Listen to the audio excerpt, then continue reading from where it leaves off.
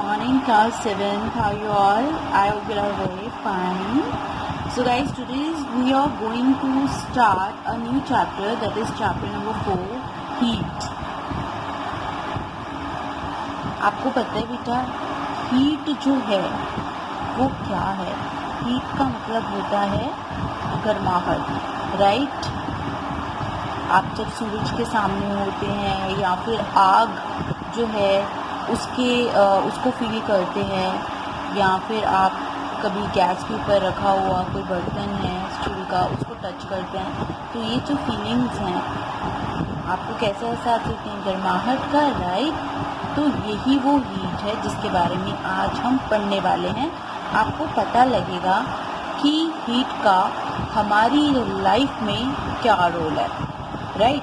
अभी आपके माइंड में आ रहा होगा, अगर हीट ना हो, यानी कि अगर सन की हॉटनेस ना हो तो कपड़े कैसे सूखेंगे, राइट? और अगर आपने जूनियर क्लासेस में इवेपोरेशन के बारे में अच्छी तरह पढ़ा है तो आपको याद होगा, अगर सन की यही हीट अगर ना हो तो किस तरीके से पानी इवेपोरेट होगा, क्लाउड्स बनेंगे और फिर बारिश होगी, है ना?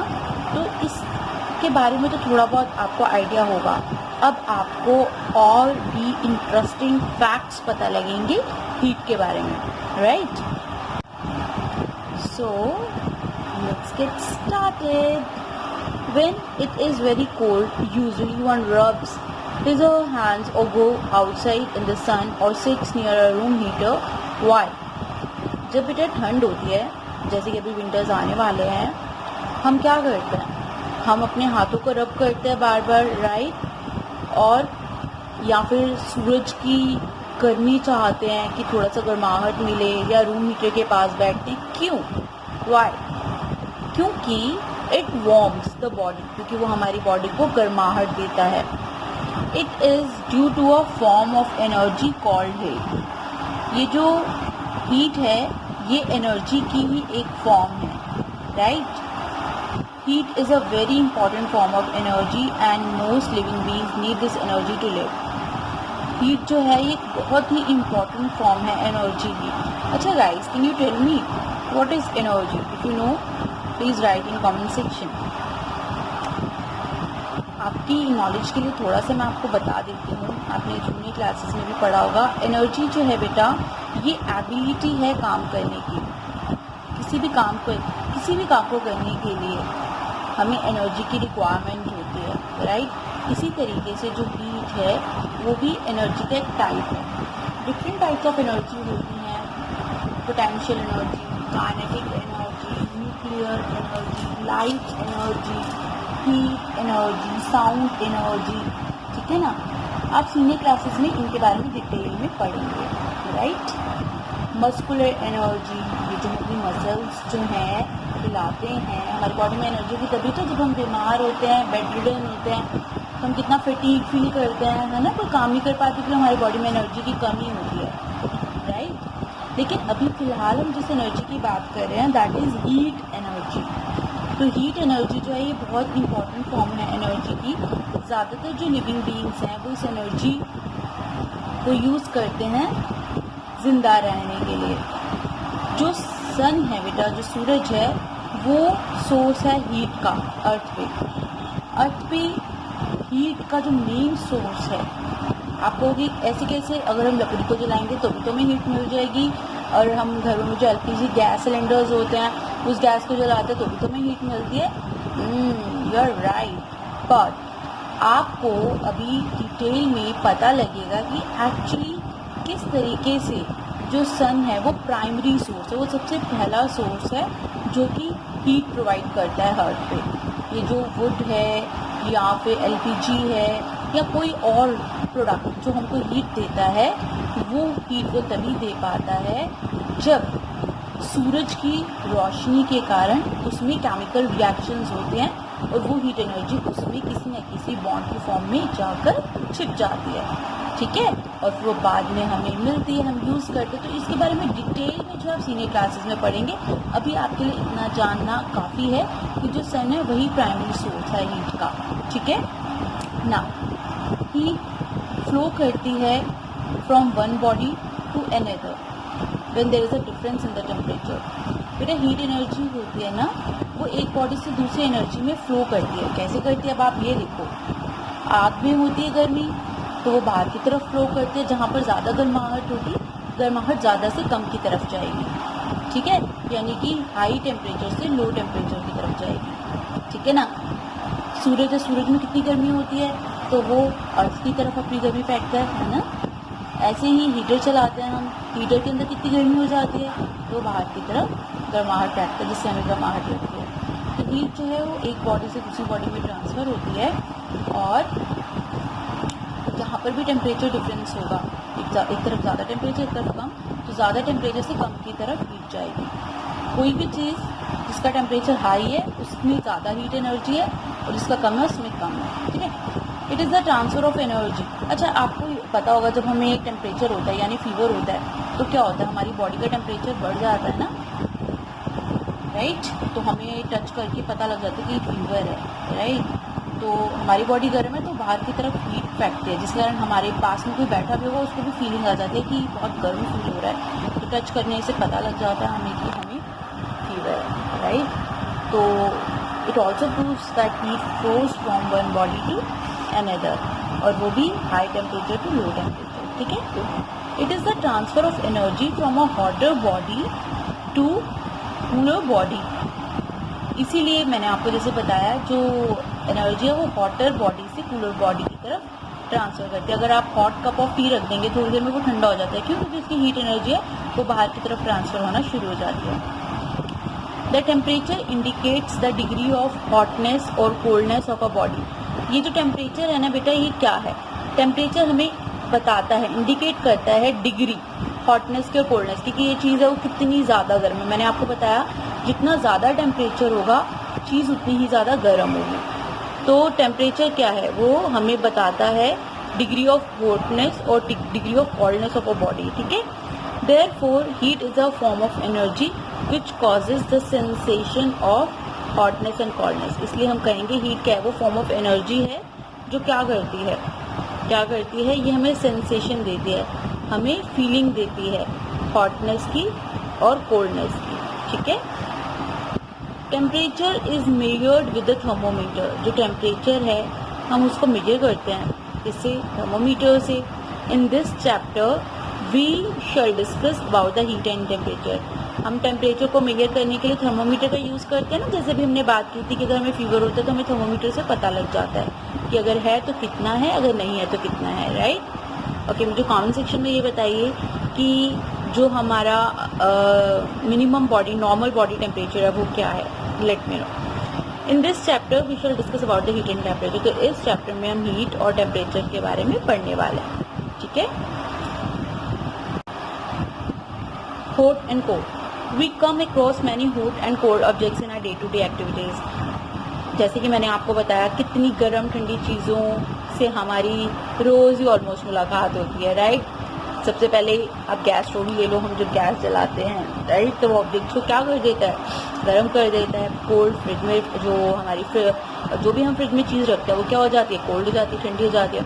How do we know that whether an object is hot और कोल्ड। अच्छा, हमें कैसे पता लगता है कोई चीज़ गर्म है या ठंडी है, तो टच करके पता लग जाता है। सेंसेशन होती है ना, सेंसेशन का मतलब होता है feeling, right. Sometimes the sense of touch can be used to understand the degree of hotness और कोल्डनेस।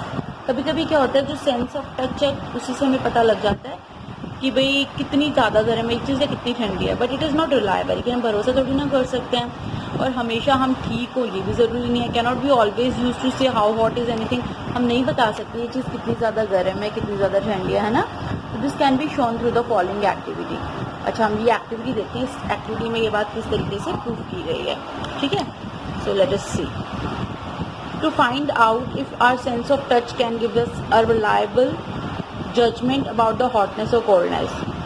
अच्छा, हम इसमें देखेंगे क्या सिर्फ टच करने से हम बता सकते हैं कि भाई कोई चीज़ जो है कितनी ज़्यादा ठंडी है, कितनी ज़्यादा गर्म है, क्या वो रिलायबल जजमेंट देगी, रिलायबल आंसर देगी।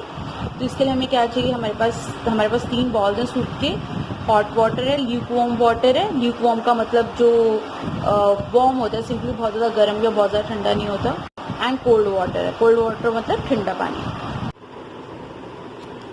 So the procedure is take 3 empty soup balls and let them as A, B and C। तो बेटा हमने ना 3 कटोरियाँ ले ली, एक का हमने लेबल कर दिया A, एक को B, एक को C, ठीक है। अब हमने बॉल ए में एकदम चिल्ड वाटर डाल दिया, एकदम ठंडा ठंडा होता है ना, आइस कोल्ड वाटर। और जो सेकंड कटोरी है उसमें हमने ल्यूकवार्म वाटर, जो जैसे थोड़ा सा ऐसा होता है ना जिसको हम टच कर सकते हैं, जिससे हम नहा भी सकते हैं, मतलब ल्यूकवार्म वाटर, बहुत गर्म भी नहीं होता ठंडा भी नहीं होता, ऐसा, राइट। और सी में हमने, सी वाला जो कटोरी है उसमें हमने हॉट वाटर लिया, गर्म पानी लिया, ऐसा गर्म पानी जो बहुत गर्म नहीं है, मतलब कहने का हम टच कर सकते हैं उसको, लेकिन बहुत गर्म है, उसे हम नहा नहीं सकते इतना गर्म हो, लेकिन हम टच कर सकते हैं, ठीक है। तो अब हमने क्या किया, डिप करेंगे अपनी फिंगर, जो ए वाली जो कटोरी है उसमें हम अपनी राइट हैंड की फिंगर को डालेंगे, और जो बी वाली कटोरी है उसमें हम अपनी लेफ्ट हैंड की फिंगर को डालेंगे। 2 से 3 मिनट तक डाल के रखेंगे, ठीक है। अब आप रिमूव कर लीजिए अपनी फिंगर्स, राइट, दोनों कटोरियों में से रिमूव कर लीजिए। और अब दोनों की दोनों फिंगर्स, लेफ्ट एंड राइट वाली को, दोनों को इकट्ठे जो सी वाला कटोरी है उसमें डालेंगे, ठीक है जी बेटा। अब आप देखो बेटा कि ये हमारी वो पहली कटोरी ए, ये दूसरी बी, ये सी, इसमें हमने एकदम ठंडा पानी लिया था, इसमें हमने अपनी फिंगर्स डाली थी लेफ्ट, यहाँ पर राइट। अब हमने दोनों की दोनों को इकट्ठे सी वाली जो हमारी कटोरी है उसमें डाल दिया, जिसमें ल्यूकवार्म वाटर था, राइट। अब आपको ये नोटिस करना है कि आपको कैसी फीलिंग आ रही है, आपकी जो लेफ्ट हैंड की फिंगर्स हैं और जो राइट हैंड की फिंगर्स हैं उन्हें कैसा सेंसेशन मिल रहा है, यानी उनमें कैसी फीलिंग आ रही है। क्या दोनों हैंड्स में सेम फीलिंग आ रही है? देखो क्या होगा, आप ये करके भी देखिएगा, आपको पता लगेगा कि आपको ये ऑब्जर्वेशंस मिलेंगी, ठीक है। जैसे कि हमने पहले ए में डाला था तो हमें ठंडा ठंडा लग रहा था लेफ्ट हैंड, राइट हैंड, और लेफ्ट हैंड जो है वो गर्म में डाला था तो गर्म लग रहा था। लेकिन अब हमने जब दोनों को इकट्ठे सी में डाला तो अब पता है क्या होगा, राइट हैंड हमें वार्म लगेगा और जो लेफ्ट हैंड है वो हमें कोल्ड लगेगा। क्या रीजन है? उसका रीजन ये है कि पहले जब हमने ठंडे पानी में राइट हैंड को रखा था और एकदम हमने ल्यूकवार्म वाटर में अपने राइट हैंड को रख लिया, तब हमें वार्मनेस फील होगी, एकदम ठंडा फील नहीं होगा, वार्म फील होगा। और ऐसे ही लेफ्ट को हमने हॉट में रखा था, एकदम हॉट में, और एकदम हमने जब वार्म वाटर में उसको अपने लेफ्ट हैंड को रख लिया तब कंपैरेटिवली क्या हुआ है, टेम्परेचर क्या घटा है ना, तो इसलिए जो हमारा लेफ्ट हैंड है वो पहले से कम गर्मी फील करेगा, तो उसे कैसी सेंसेशन मिलेगी, उसे ठंडी ठंडी सेंसेशन मिलेगी, है ना। तो ये होगा। तो इससे हमें क्या कंक्लूजन निकाला, इससे हमने ये कंक्लूजन निकाला कि ये जो टच वाला कॉन्सेप्ट है ना, ये टेम्परेचर को चेक करने के लिए इतना रिलायबल नहीं है ना। इसलिए हम इस टच वाले कॉन्सेप्ट को एक स्टैंडर्ड मानकर नहीं चल सकते टेम्परेचर चेक करने के लिए। ओके, तो that is our conclusion. Now तो क्या करेंगे, तो अब हम देखेंगे कि उसके लिए हमने क्या क्या डिवाइसेस डिस्कवर किए हैं ताकि हमें एक एक्यूरेट टेम्परेचर पता लग सके। Okay, so moreover using the sense of touch can B risky. तो आपने देखा ये जो सेंस ऑफ टच है ये कई बार रिस्की भी हो जाता है। कैसे? अगर मान लो कोई चीज बहुत ज्यादा गर्म है पर आप उसे चेक करने के लिए टच करोगे तो फिर तो आपका हाथ भी तो जल सकता है ना, राइट। तो ये रिस्की भी हो जाता है। इसीलिए जो हॉटनेस है किसी भी ऑब्जेक्ट की, उसको हम, मैंने आपको बताया था किस क्या टर्म दिया हमने उस मेजरमेंट को, टेम्परेचर, ठीक है। तो टेम्परेचर को चेक करने के लिए हमें टच वाला जो कॉन्सेप्ट है इसे यूज नहीं करना चाहिए क्योंकि कई बार रिस्की भी हो जाता है, ठीक है। ओके, अच्छा, अब आप जरा ये सोचिए कि क्या है ऐसा, क्योंकि ये दिखता तो है नहीं, ऐसा क्या है जो किसी चीज को गर्म कर देता है या ठंडा कर देता है। यानी जो सेंसेशन है हॉटनेस की और कोल्डनेस की, वो मैंने आपको बताया था किस चीज के ऊपर डिपेंड करती है, राइट। बताया था आपको हीट क्या है, it's nothing but the energy. और ये भी बताया था ये फ्लो करती है from high temperature to low temperature, right. So the sensation of hotness और coldness depends upon the direction of flow of heat. तो ये जो महसूस करते हैं हम हॉटनेस को या कोल्डनेस को, ये किस चीज पे डिपेंड करता है? ये डिपेंड करता है कि जो हीट है वो कहाँ से कहाँ फ्लो कर रही है, राइट। फॉर एग्जाम्पल, अगर आपकी बॉडी गर्म है राइट, और आप ठंडे पानी को हाथ लगाएंगे तो क्या होगा, आपकी हॉट बॉडी से हीट ट्रांसफर होगी उस कोल्ड वाटर में, राइट, आपको ठंडा लगेगा। और ऐसे ही अगर आप नॉर्मल हो, आपका बॉडी टेम्परेचर नॉर्मल है, कंपैरेटिवली आपका बॉडी ठंडी है, जिस पानी ल्यूक वार्म वाटर को आप टच कर रहे हो, राइट, तो आपको वार्मनेस फील होगी। क्यों? क्योंकि उस वार्म वाटर से हीट निकल के आपकी बॉडी में जा रही है, राइट।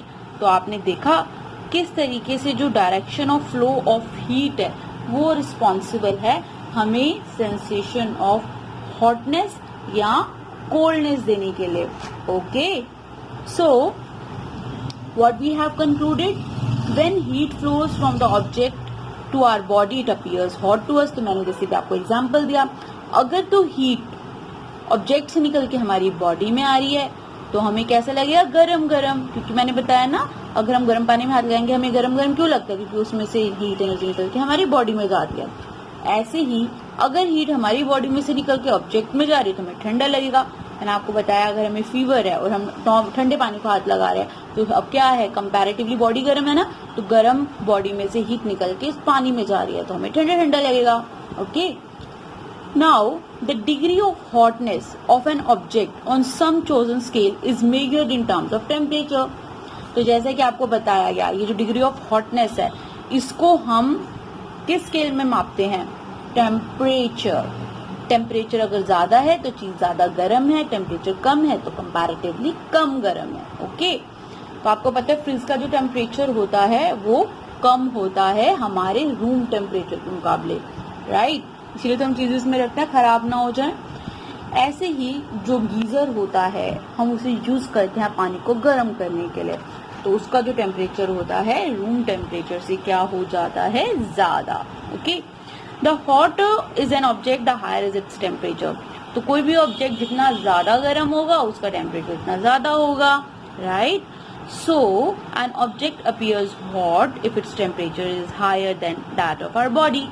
तो अगेन वही बात है कि भाई हमें गर्म चीज कब लगेगी, जब हमारी बॉडी कंपैरेटिवली उस ऑब्जेक्ट का टेम्परेचर ज्यादा होगा, जबकि ऑपोजिट अगर ठंडा होगा तो हमारी बॉडी कंपैरेटिवली अगर वो चीज ठंडी है तो हमें ठंडा लगेगा, अगर उसका टेम्परेचर कम है तो, है ना। Now I hope that concept is very clear to you, right.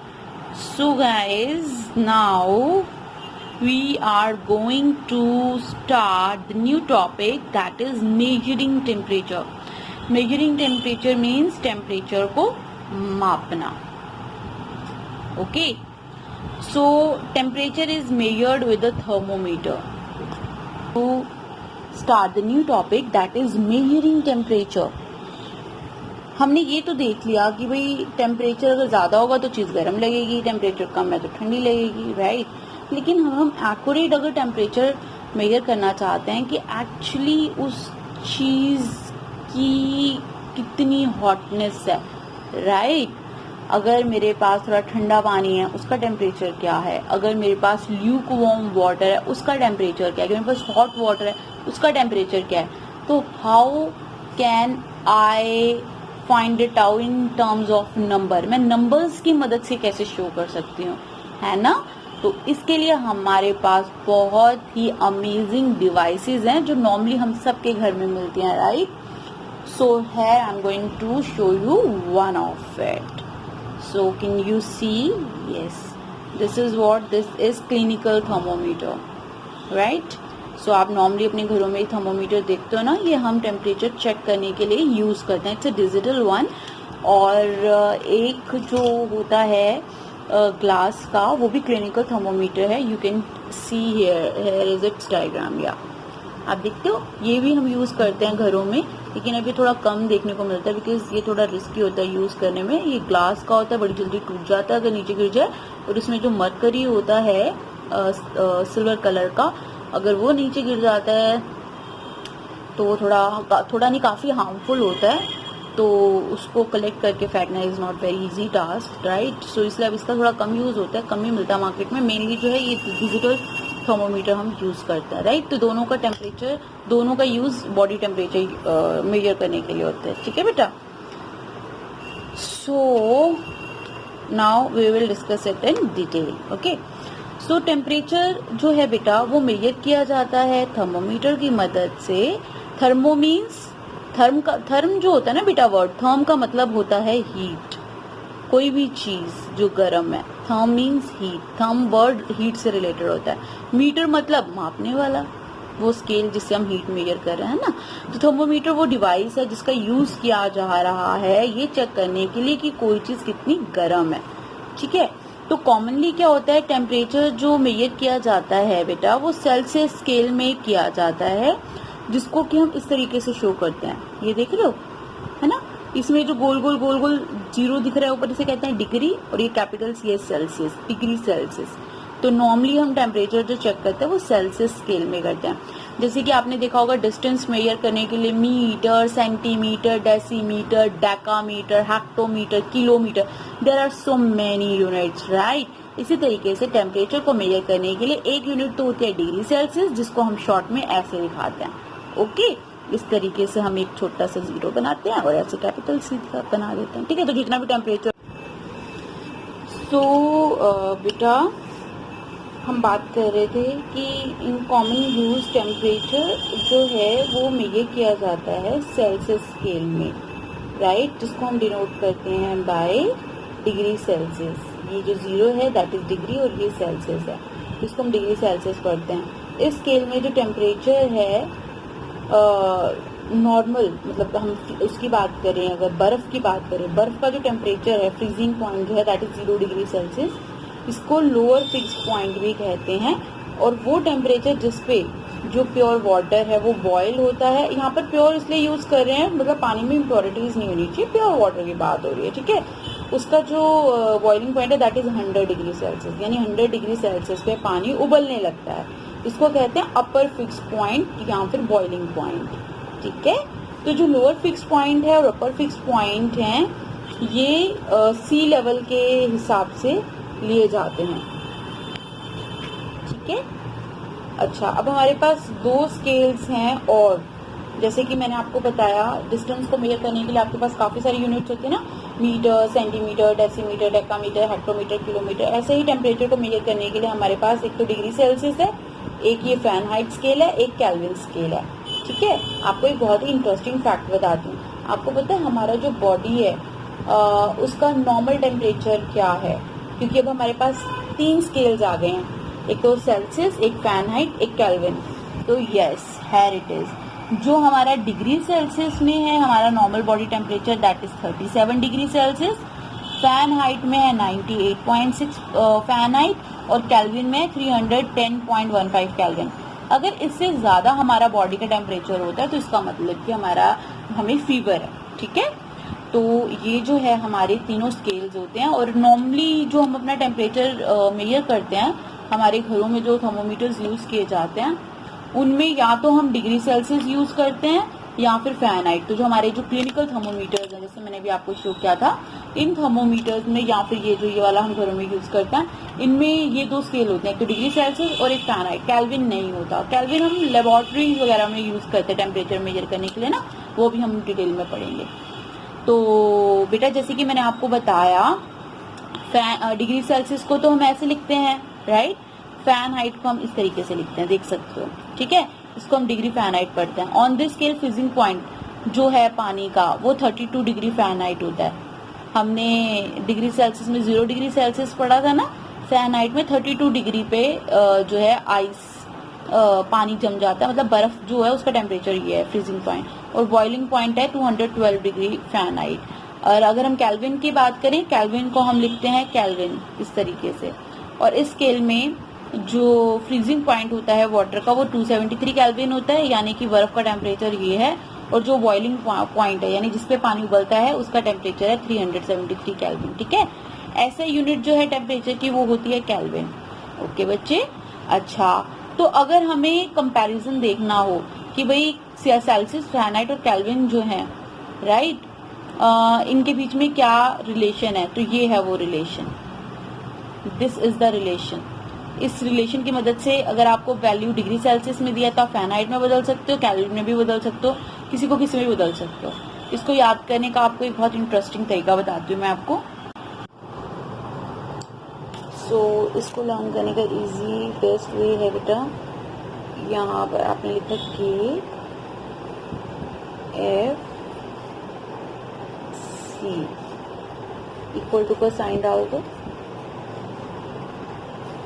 KFC तो पता है ना रेस्टोरेंट्स के बारे में, सी के नीचे भी 100, एफ के नीचे 180। अब केल्विन का आपको पता है ना क्या है, फ्रीजिंग पॉइंट 273, एफ का पता है क्या है 32। बस हो गया रिलेशन, यही है ना ये relation, right. This is the best way to learn it, right.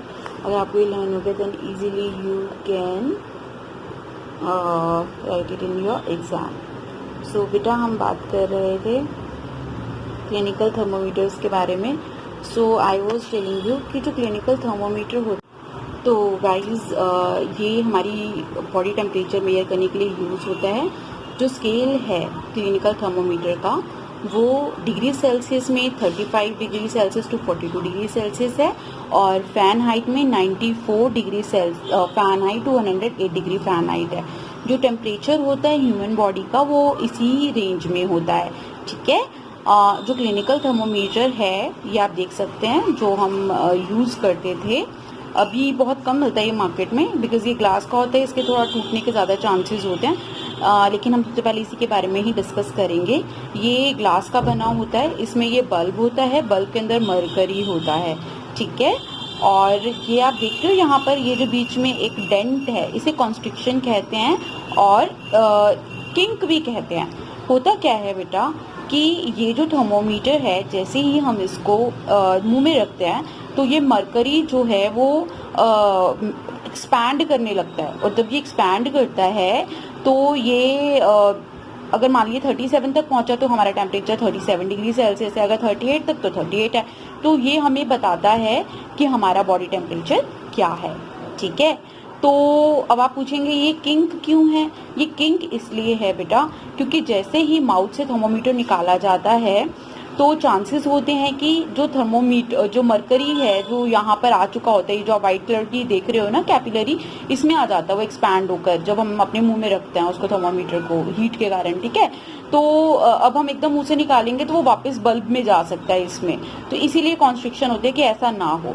तो एक बार जब हम देख लेते हैं, रीडिंग ले लेते हैं, उसके बाद हम फिर से जर्क करते हैं थर्मोमीटर को ताकि वो दोबारा अपनी पोजीशन पे ही आ जाए, फिर हम उसे एंटीसेप्टिक सॉल्यूशन से धो के रख देते हैं, ठीक है। तो इस तरीके से थर्मोमीटर वर्क करता है। इन सभी स्टेप्स में यही बताया हुआ है कि जब आप थर्मोमीटर यूज करते हैं तो सबसे पहले आप उसे एंटीसेप्टिक सॉल्यूशन से अच्छी तरह साफ करें, उसके बाद आप उसको जब मुंह में डालते हैं या फिर आर्म पिट जो होती है हमारी उसमें रखते हैं, 1 मिनट तक रखें और उसके बाद फिर आप रीडिंग ले क्या है और फिर उसको एंटीसेप्टिक सॉल्यूशन से धोकर दोबारा से संभाल कर रख दें।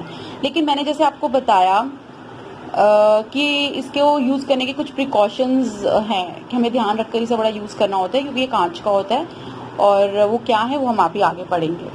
जो नॉर्मल ह्यूमन बॉडी का टेम्परेचर है डिग्री सेल्सियस में वो 37 डिग्री सेल्सियस है, यानी ये नॉर्मल है। थोड़ा बहुत ऊपर नीचे हो सकता है अलग अलग लोगों के लिए, बट नॉर्मल सबके लिए जो है 37 डिग्री सेल्सियस होता है। फ़ारेनहाइट में बात करें तो 98.6 डिग्री फ़ारेनहाइट होना चाहिए, और कैल्विन में बात करें तो 310.15 कैल्विन होना चाहिए, ठीक है। जैसे कि बेटा मैंने आपको बताया प्रिकॉशंस के बारे में, तो ये फर्स्ट प्रिकॉशन है। इससे कहने का मतलब ये है कि जो थर्मोमीटर है उसे बिल्कुल अपनी जो आईज है उसके सामने एकदम एक लेवल पे लाकर देखना चाहिए ताकि रीडिंग प्रॉपर आए, और जो मर्करी लेवल है वो 35 डिग्री से बिलो होना चाहिए। जो थर्मोमीटर है वो बल्ब वाली साइड से नहीं पकड़ना चाहिए, मान लीजिए ये बल्ब है तो इसे ऐसे नहीं पकड़ना चाहिए, और थर्मोमीटर जो है वो बहुत ही ध्यान से पकड़ना चाहिए। अगर ये किसी चीज़ पे जोर से लगेगा तो ये ब्रेक भी हो सकता है, और इसको एंटीसेप्टिक सॉल्यूशन से वॉश करना चाहिए, यूज़ करने से पहले भी यूज़ करने के बाद भी, ठीक है। तो ये सब चीज़ें जो है ध्यान देने वाली हैं। एक चीज़ और जिसमें नहीं लिखे हैं but I just want to share because most of the students जो साइंस को लेकर बहुत ज़्यादा क्यूरियस होते हैं, फैक्ट्स को लेकर, वो खुद भी एक्सपेरिमेंट करने लग जाते हैं। तो कई केसेस में मैंने देखा है बच्चे अपने घर में ही, जो घर में क्लिनिकल थर्मोमीटर होता है ये ग्लास वाला, इसको यूज़ करने लगते हैं वाटर, उबलते हुए पानी का टेम्परेचर चेक करने के लिए दूध का, ऐसा कभी मत कीजिए, क्योंकि जो आपका ये क्लिनिकल थर्मोमीटर है इसका काम, जो इसकी रेंज है वो बहुत कम है। ये सिर्फ बॉडी टेम्परेचर को चेक करने के लिए ही बना है। अगर आप इसको इस तरीके से यूज करेंगे तो इसका जो आगे बल्ब है वो ग्लास का है, तो वो मेल्ट हो जाएगा और सारा मरकरी बिखर जाएगा किचन में। That is very very dangerous. So कभी भी ऐसा मत कीजिए। इसको इस तरह के एक्सपेरिमेंट अगर माइंड में आए भी तो पहले टीचर से शेयर कीजिए, राइट, उनसे डिस्कस कीजिए, और टीचर आपको खुद ही जो है लैब में जो लेबोरेटरी थर्मोमीटर है जिसके बारे में मैं भी आपको बताने वाली हूँ उसके थ्रू समझा देंगी। ठीक है, कभी भी खुद इस तरह के एक्सपेरिमेंट मत कीजिए। हमेशा बड़ों से डिस्कस कीजिए, आपके माइंड में जो भी क्वेरीज आती हैं, कोई भी डाउट्स आते हैं, right, and then only you can perform these experiments in the presence of your teachers when they will let you do that. Are you getting my point? सिर्फ टीचर्स और पेरेंट्स जो होते हैं उनसे डिस्कस करना चाहिए जब भी माइंड में ऐसी क्वेरी आए, और टीचर्स की प्रेजेंस में ही ये काम करना है, वो भी टीचर जब अलाउ करें। ठीक है बेटा।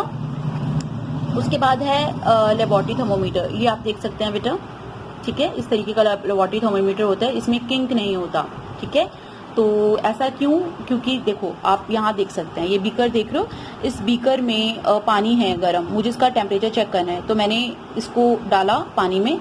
सिर्फ जो टिप है, जो बल्ब की टिप है वो टच होनी चाहिए, मतलब बल्ब टच होना चाहिए उसकी सतह पर। उसके बॉटम पे आपको जो ये आपकी बल्ब है इसको नहीं टच करना है, बस आपने पानी के अंदर इसको डिप कर देना है। ये जो जैसे ये मान लीजिए ये अगर बल्ब वाला हिस्सा है, ये जो पेंसिल की लीड है, तो इतना डुबो दीजिए, जमीन को मत टच करना, बॉटम को मत टच करना बीकर के। तो अब क्या है, धीरे धीरे मरकरी फैलेगा ऊपर की तरफ और आपको रीडिंग पता लग जाएगी उसी वक्त, है ना। तो वो किंक का काम तो क्या था कि जब हम माउथ से निकालते हैं इधर उधर ना मरकरी हो जाए, बल्ब में दोबारा ना चला जाए, है ना, तो ऐसा कोई डर नहीं है इसमें, इसीलिए इसमें किंक नहीं होता। ठीक है, तो यही आपको यहाँ बताया गया है कि जो थर्मोमीटर यूज होते हैं लेबोरेटरी में कॉमनली, इनमें फाइन नैरो ग्लास ट्यूब होती है। ये जो ट्यूब होती है इसमें बल्ब लगा होता है, जैसे कि आप यहाँ देख सकते हैं लोअर एंड पे, और ये जो बल्ब होता है ये छोटा सा पोर्शन होता है उस ट्यूब का जो कि प्योर मरकरी से, ड्राई मरकरी से भरा होता है। जो एयर होती है ना इस ट्यूब में वो ऑलरेडी निकाल दी जाती है, इवैक्यूएट कर दी जाती है, और उसके बाद इसको सील कर दिया जाता है ट्यूब को। ठीक है, जो पोर्शन है कैपिलरी ट्यूब का बल्ब के ऊपर, ठीक है, जिसको कि हम स्टेम कहते हैं, ये डिग्रीज में ग्रेजुएट होता है। -10 डिग्री सेल्सियस से 110 डिग्री सेल्सियस तक की रेंज होती है। जो बिगर मार्क होता है नॉर्मली वो 1 डिग्री सेल्सियस शो करता है। अगर इनमें डिवीजन्स हैं, कहने का मतलब मान लीजिए 1 डिग्री सेल्सियस है और 2 डिग्री सेल्सियस है और उनके बीच में ऐसे ऐसे डिवीजन्स हैं, तो ये जो एक डिवीजन है वो 0.2 डिग्री सेल्सियस जो है उसको शो करती है। जो ऐसे थर्मोमीटर्स होते हैं हम उन्हें सेफली यूज कर सकते हैं टेम्परेचर मेजर करने के लिए 0 से लेकर 100। तो 0 डिग्री सेल्सियस से 100 डिग्री सेल्सियस के बीच में हमें कोई भी टेम्परेचर मेजर करना है, हम इन थर्मोमीटर्स का यूज करके इजीली कर सकते हैं। ठीक है बेटा, तो ये एक्टिविटी है। इस एक्टिविटी में भी यही बताया गया है कि अगर आपको टेम्परेचर मेजर करना है वाटर का लेबोरेटरी थर्मोमीटर का यूज करके तो आप कैसे कर सकते हैं। तो बस आपने एक बीकर लेना है, बीकर, वाटर, लेबोरेटरी थर्मोमीटर, 3 चीजें चाहिए। बीकर लेना है, उसमें पानी लेना है, और थर्मोमीटर को जैसे मैंने आपको बताया बल्ब को डिप कर देना है इसमें, और वो मरकरी फैलेगा, और फिर तो 1 मिनट बाद आपको चेक कर लेना है कहाँ तक फैला है, तो वो टेम्परेचर होगा उसका। ठीक है बेटा, तो यही आपको इस एक्टिविटी में बताया गया है। Take some water in beaker, take a laboratory thermometer, immerse its bulb and in water, holding it vertically, ensure to dip whole portion of the bulb end should not touch the bottom or the side of the beaker. ठीक है, observe the rising of mercury thread. When it becomes stable, take the reading of thermometer. Repeat this with hot water and take the reading. Note down the readings and compare with your other classmates. ठीक है ना।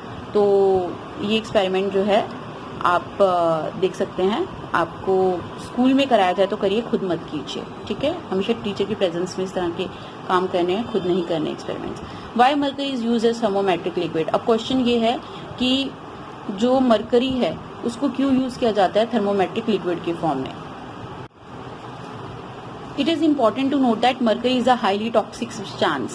Still, it is as a liquid inside the thermometer due to its swallowing property.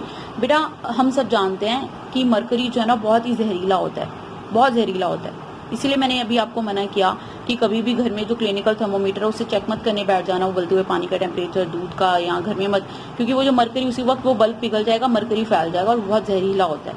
ठीक है, अब जी जो फिर भी हम क्यों यूज करते हैं उसे थर्मोमीटर में, ये रीजंस हैं उसके। पहला, ये शाइनी होता है, बड़े आराम से हम ग्लास ट्यूब के बाहर इसे देख सकते हैं।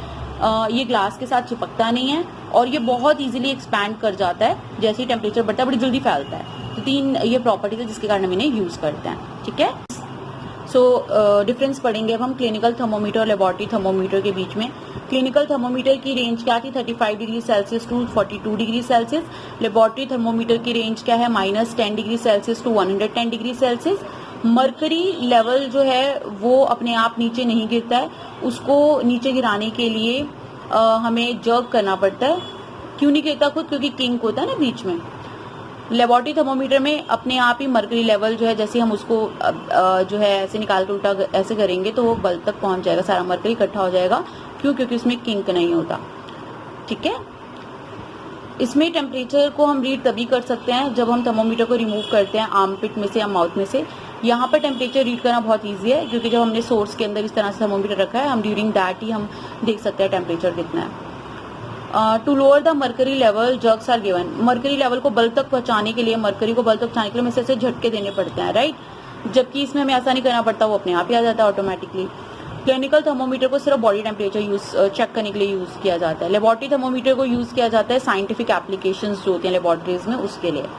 ठीक है, अब हम बात करेंगे डिजिटल थर्मोमीटर की। डिजिटल थर्मोमीटर ये है, ये आप देख सकते हैं बेटा, ये हम घरों में यूज करते हैं। जैसे कि क्लिनिकल थर्मोमीटर के बारे में मैंने भी आपको बताया था, ऐसे ही डिजिटल थर्मोमीटर होता है। ये आप देख सकते हैं इस तरीके से, ये इस तरीके से थर्मोमीटर होते हैं। इसमें ये डिजिटल स्क्रीन होती है जहाँ पर आता है टेम्परेचर क्या है। ये जो पॉइंट है इसको माउथ में रखा जाता है और ये जब एलो का साइन आ जाता है माउथ में रखकर 1 मिनट बाद जब बजर बजता है और फिर आप जो है अपना टेम्परेचर देख सकते हैं कितना है। ठीक है, तो ये डिजिटल थर्मोमीटर होता है। इसमें मरकरी का यूज़ नहीं है, इसमें मरकरी की जगह ये थर्मिस्टर का यूज़ होता है, जो कि बहुत टेम्परेचर सेंसिटिव रेजिस्टर है, जिसके कारण बॉडी का टेम्परेचर इजीली चेक किया जाता है। ठीक है, तो डिजिटल थर्मोमीटर में जो रीडिंग होती है टेम्परेचर की, वो डिस्प्ले होती है डिजिटली, जैसे डिजिटल वॉचेस होते हैं ना, उनमें इसकी बॉडी जो होती है प्लास्टिक की होती है, डिस्प्ले स्क्रीन होती है। ये सेफ है ज़्यादा यूज़ करने के लिए, क्योंकि इसमें मरकरी का यूज़ नहीं हुआ है। ठीक है, तो जैसे कि मैंने आपको बताया, इसमें थर्मिस्टर का यूज़ है जो टेम्परेचर सेंसिटिव होता है, जिस कारण हम रीडिंग ले पाते हैं। अब बात आती है मैक्सिमम और मिनिमम थर्मोमीटर की। ये जो होता है ना बेटा, वेदर फोरकास्टिंग होती है मौसम की, आज बारिश होगी, आज इतना टेम्परेचर है मैक्सिमम, इतना टेम्परेचर है मिनिमम, ये सब हम मैक्सिमम मिनिमम थर्मोमीटर के जरिए ही जान पाते हैं। क्यों? क्योंकि ये जो वेदर रिपोर्ट्स आती हैं, ये जो मौसम विभाग है, वो इसी थर्मोमीटर का यूज करके डेली का टेम्परेचर मेजर करता है कि टेम्परेचर मैक्सिमम कितना है और मिनिमम कितना है। ठीक है बेटा, now there is a new topic we are going to discuss, that is transfer of heat. ठीक है, हीट ऑलवेज फ्लो, मैंने आपको बताया था बेटा, हीट जो है हमेशा हायर बॉडी टेम्परेचर जो होता है उस बॉडी से लोअर वाले में जाती है, जिसके कारण यही रीजन है हीट फ्लो कर पाती है। एक तरफ ज्यादा टेम्परेचर होगा, एक तरफ कम, तो ज्यादा से कम की तरफ हीट जाएगी। ठीक है, तो जो टेम्परेचर होता है हॉटर बॉडी का वो कम होने लगता है और कूलर बॉडी का बढ़ने लगता है। तो जो फ्लो ऑफ हीट है, जो हीट का बहाव है, वो रुक जाता है जब जो टेम्परेचर है दोनों बॉडीज का इक्वल हो जाता है। ठीक है, गॉट इट। तो 3 तरीके हैं जिसमें कि हीट एक बॉडी से दूसरी तरफ जाती है। सिर्फ एक ही तरीका नहीं है, 3 तरीके हैं। एक है कंडक्शन, दूसरा है कन्वेक्शन, तीसरा है रेडिएशन। ठीक है, let us know about these modes of heat transfer. अब हम जरा इन मोड्स को देखते हैं कि कैसे हीट ट्रांसफर होती है इनमें। सबसे पहले हम पढ़ेंगे कंडक्शन के बारे में। भाई कंडक्शन क्या है? Take a piece of stiff copper wire. हमने एक कॉपर वायर ले ली, ठीक है, and hold in the flame, what happens. इस तरीके से हमने कॉपर वायर ले ली स्ट्रॉन्ग, और उसको इस तरीके से बर्नर में मतलब आग में इस तरह से जलाने की कोशिश की। कॉपर वायर क्या होगी? वार्म हो जाएगी। कुछ टाइम बाद कॉपर वायर काफी गर्म हो जाएगी। पहले थोड़ी सी वार्म होगी, फिर बहुत ज्यादा गर्म हो जाएगी। क्यों? क्योंकि हीट जो है वो ट्रांसफर हो रही है फ्लेम से कॉपर वायर में। ये जो हीट ट्रांसफर हो रही है हॉटर बॉडी से कोल्डर पार्ट में बिना पार्टिकल्स के एक्चुअल मूवमेंट के, इसे कहते हैं कंडक्शन। जो सॉलिड चीजें होती हैं ना, उसमें हीट इसी प्रोसेस से यानी कंडक्शन की प्रोसेस से ही हीट ट्रांसफर होती है, ठीक है। जिसमें ऐसा नहीं दिख रहा है एक तरफ से पार्टिकल जा रहा है दूसरी तरफ, ऐसा कुछ नहीं दिख रहा। बस क्या हो रहा है, ज्यादा गर्म जो है बॉडी उससे जो कंपैरेटिवली ठंडी बॉडी उस तरफ हीट जा रही है और इस तरह से हीट फ्लो कर रही है। That process is conduction. और ये मैक्सिमम सॉलिड चीजों में होता है, सॉलिड जितने भी पार्टिकल्स होते हैं उनमें होता है, सॉलिड ऑब्जेक्ट्स में होता है, ठीक है। So this is the activity to show that heat travels through metallic solid by conduction. इस एक्टिविटी में बेटा हमको ये प्रूव करना है कि जो कंडक्शन है वो सॉलिड जो मेटल्स होते हैं उनमें होती है, यानी हीट ट्रैवल करती है कंडक्शन के थ्रू।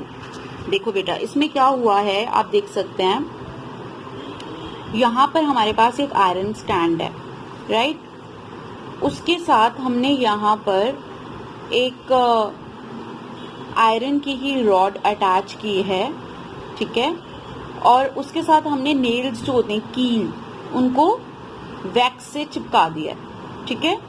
अब हमने इस रॉड को गर्म करना शुरू किया। अब जब ये गर्म हो रही है, ये मेटालिक है, तो गर्म होने के कारण जो हीट है धीरे धीरे धीरे धीरे आगे आगे ट्रांसफर हो रही है। तो आपने देखा कि सबसे पहले क्या हुआ, एक नेल गिरा फिर दूसरा गिरा, राइट। तो ये जो एक्टिविटी है ये प्रूव कर रही है कि मेटालिक सॉलिड्स जो हैं उनमें कंडक्शन के थ्रू जो हीट है वो ट्रैवल करती है, ठीक है बेटा। तो देख मटेरियल क्या था हमारे पास, मेटालिक स्ट्रिप या फिर rod, nails, wax, iron stand. तो ये प्रोसीजर है जैसे मैंने आपको एक्सप्लेन किया। Take a long thin metallic strip, हमने ली स्ट्रिप या फिर rod. Fix a few nails on this strip at equal gap with the help of wax, हमने इक्वल गैप्स पे वैक्स की मदद से नेल्स चिपकाए थे। Clamp this strip to a stand as shown slide, हमने इस स्ट्रिप को क्लैम्प किया था आयरन स्टैंड से, मतलब पकड़ के रखा था, आयरन स्टैंड जो उसे क्लैम्प कर दिया था। और now place a burner below the free end of the strip, now down the order in which nails begins to drop. तो आपने देखा ऐसा नहीं कि पहले ये गिरा या ये नहीं, सबसे पहले जो नजदीक वाला नेल है वो गिरा। क्यों? क्योंकि हीट पहले यहाँ तक आई, फिर यहाँ गई, फिर यहाँ, इस तरीके से।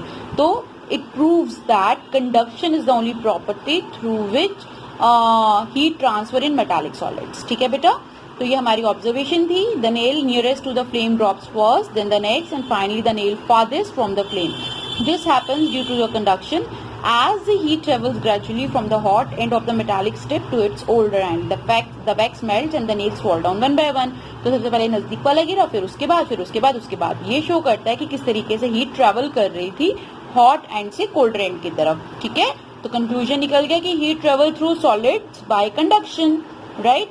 सो this gradual flow of heat in a solid from hot to cold end is called conduction of heat. तो आई होप अब आपको ये अच्छी तरह कॉन्सेप्ट क्लियर हो गया है कि कंडक्शन ऑफ हीट क्या है। ये जो हीट का फ्लो होना है सॉलिड चीजों में हॉट एंड से कोल्ड एंड की तरफ, उसे कहते हैं conduction of heat. Heat conduction जो है एक ऑब्जेक्ट से दूसरे की तरफ दो कंडीशंस में होता है। पहला क्या, जो दो ऑब्जेक्ट्स हैं वो डायरेक्ट कांटेक्ट में है। दूसरा जो टेम्परेचर है दोनों ऑब्जेक्ट्स का वो अलग अलग होना चाहिए, तभी ये होगा ना, तभी तो हॉट से कोल्ड की तरफ जाएगी हीट, ठीक है। Now guys we are going to discuss about insulators and conductors. आपने क्लास 6 में भी इसके बारे में थोड़ा सा पढ़ा होगा कि इंसुलेटर्स जो होते हैं वो बैड कंडक्टर ऑफ इलेक्ट्रिसिटी होते हैं, बैड कंडक्टर ऑफ हीट होते हैं। इंसुलेटर्स जो होते हैं इनमें हीट ट्रांसफर नहीं होती और इलेक्ट्रिसिटी भी ट्रांसफर नहीं होती, जबकि कंडक्टर्स होते हैं they are very good conductor of heat and electricity, ठीक है। तो यही जो हम देखने वाले हैं कि कंडक्टर्स में होते हैं उनमें कितनी इजीली हीट ट्रांसफर हो जाती है, ठीक है। So all solids don't allow heat to pass through them with an equal ease. जितने भी सॉलिड्स हैं सभी के सभी ऐसा नहीं है कि हीट को इजीली पास होने देते हैं उतनी ही आसानी से। कुछ अलाउ करते हैं हीट को जल्दी जल्दी ट्रांसफर करने में दूसरों की तरफ, अदर्स की तरफ, वेरएस कुछ जो होते हैं वो अलाउ नहीं करते हीट को पास होने में। अब हम ये जो डिफरेंट सॉलिड्स हैं इस एक्टिविटी में देखेंगे कि भाई to show that different solids conduct heat to different extents, कि अलग अलग सॉलिड्स किस तरीके से हीट को डिफरेंट एक्सटेंट पे जो है ट्रांसफर करते हैं। मतलब जो है हीट ट्रांसफर करने का जो उनकी स्पीड है सबकी सेम नहीं होती, कोई बिल्कुल भी नहीं करते, कोई ज्यादा करते हैं और मतलब जल्दी जल्दी करते हैं, कोई धीरे धीरे ट्रांसफर करते हैं, ठीक है। तो इस एक्टिविटी में हमारे पास क्या क्या मटेरियल रिक्वायर्ड है, 3 रॉड्स चाहिए हमें सेम डायमेंशंस की, एक कॉपर की ले ली हमने, एक आयरन की, एक ग्लास की, ग्लास मतलब कांच की, ट्राइपॉड स्टैंड ले लिया, नेल्स यानी कील ले लिया, वैक्स ले ली यानी मोम, और बंसन बर्नर ले लिया। ठीक है, तो अब आप देख सकते हैं बेटा ये हमारा ट्राइपॉड स्टैंड है, इनके ऊपर हमने इस तरीके से अरेंज कर दिया तीनों rod, copper, iron and glass.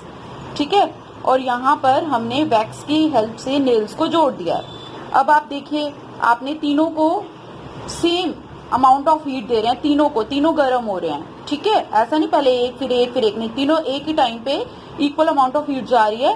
तो आप देखेंगे सबसे पहले किसकी जो नेल है वो मेल्ट होकर वैक्स मेल्ट हो जाएगी और नेल गिर जाएगा। तो जिसकी पहले गिरेगी ऑब्वियस सी बात है उसमें जल्दी कंडक्शन हुआ है ना, जल्दी हीट ट्रांसफर हुई है। तो हमने यही किया, तीनों रॉड्स ली, उनको ट्राइपॉड स्टैंड पे अरेंज किया, राइट, और ये ट्राइपॉड स्टैंड पे अरेंज कर दिया और वैक्स की मदद से नेल्स को उसके साथ जोड़ दिया है।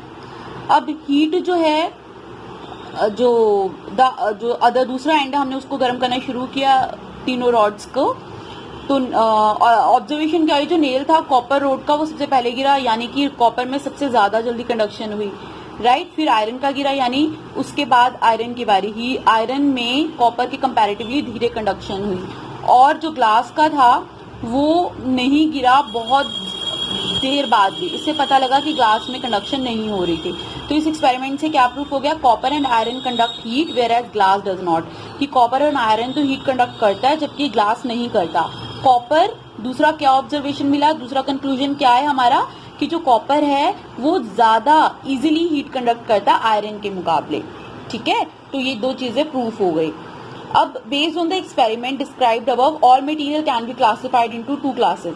तो ये जो अभी हमने ऊपर एक्सपेरिमेंट किया कि कुछ तो हीट को ट्रांसफर होने देते हैं, कुछ नहीं होने देते हैं, तो उस हिसाब से हमने 2 पार्ट्स में डिवाइड कर दिया सभी मटेरियल्स को।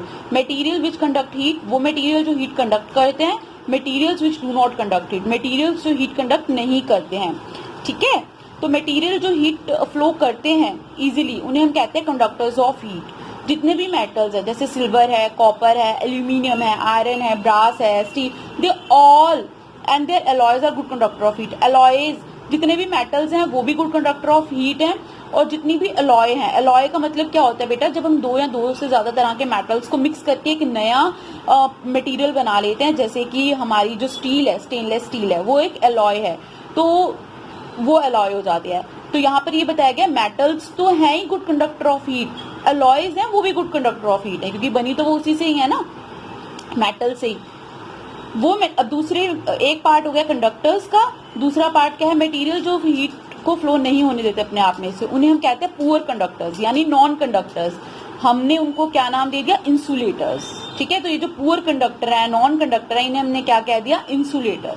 ठीक है, तो मटेरियल जैसे कि लकड़ी है, कागज है, ग्लास है, एस्बेस्टॉस है, बेकेलाइट है, ये कुछ ऐसे मटेरियल है जो नॉन कंडक्टर हैं हीट के।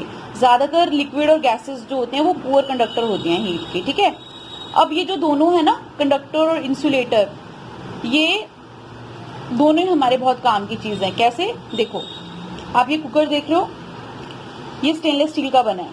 अब हम इसे डायरेक्ट टच करेंगे गैस पे, अगर हम खाना बना रहे हैं तो हमारा हाथ जल जाएगा। तो हमने इसको इंसुलेटर्स जो है उससे उसके हैंडल्स बना दिए हैं ताकि हमारा हाथ ना जले, है ना। तो इंसुलेटर्स भी हमारी लिए काफी यूजफुल है। और कंडक्टर्स, अब ये कंडक्टर है तभी तो बड़ी जल्दी गर्म हो जाता है खाना, बड़ी जल्दी पक जाता है क्योंकि ये कंडक्टर है। ठीक है ना, तो हम कंडक्टर्स का भी यूज करते हैं और इंसुलेटर्स का भी। तो बोथ कंडक्टर एंड इंसुलेटर्स जो होते हैं हीट के हमारे लिए काफी यूजफुल हैं। मटेरियल जो गुड कंडक्टर हैं हीट के, इनको यूज किया जाता है राइट, हीट ट्रांसफर करने के लिए जल्दी जल्दी, जबकि जो इंसुलेटर है उनका यूज किया जाता है कि ट्रांसफर ऑफ हीट ना हो, जैसे कि मैंने आपको यहाँ पर इसका एग्जाम्पल दिया। अब कुछ कॉमन यूजेस है कंडक्टर और इंसुलेटर्स के, वो हम देखते हैं। So guys, you can see here, this is the conductor, right? So इस पार्ट में हम खाना बनाते हैं, जो हीट है वो इजीली कंडक्टर जो है उनके थ्रू पास हो जाती है। So that's why this part is made up of conductor, and you can see here, right? This is bakelite, right? Why we are using here? Because it's an insulator. तो बेटा क्योंकि हमें यहाँ से hold करना होता है, इसीलिए यहाँ पर बेकेलाइट का यूज हुआ है, ताकि जो हमारे हाथ हैं वो बर्न ना हो गर्म चीज़ को पकड़ने से। तो this is the reason why we are using insulator है। तो आपने देखा कैसे इंसुलेटर भी हमारी हेल्प करते हैं, राइट, और कंडक्टर्स भी हमारी हेल्प करते हैं। तो both are useful for us, right. अब हम एक और एग्जाम्पल देखते हैं। Yes guys, this is iron, right? So you can see the whole body is made up of plastic, right? So it's a special kind of plastic, right? अब ये सारा क्यों बना है प्लास्टिक का? क्योंकि हमें होल्ड करना होता है, यहाँ से हम किसी भी चीज़ को छुएं हमें बर्न ना हो, इसीलिए सारा जो पार्ट है ये किससे बना है? इंसुलेटर से। लेकिन जो नीचे का पार्ट है जहाँ से हमने गर्म जो कपड़े प्रेस करने होते हैं वो क्या है? That is conductor. You can see this is conductor, right. तो आपने देखा कैसे कंडक्टर का भी यूज हो रहा है, इंसुलेटर का भी यूज हो रहा है, दोनों हमारे लिए यूजफुल है, राइट। अब हम लास्ट एग्जाम्पल देखते हैं। ये देखिए बेटा, ये जो वूलन्स हैं ये भी इंसुलेटर की तरह एक्ट करते हैं। कैसे?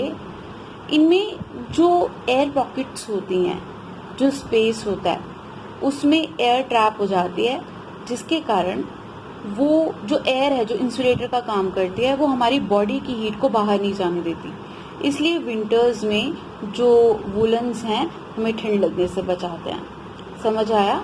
वूलन्स जो होते हैं इनमें एयर स्पेस होता है, राइट, जिसमें एयर ट्रैप हो जाती है, और एयर क्या है? इंसुलेटर है, उसमें से हीट ट्रांसफर नहीं होती।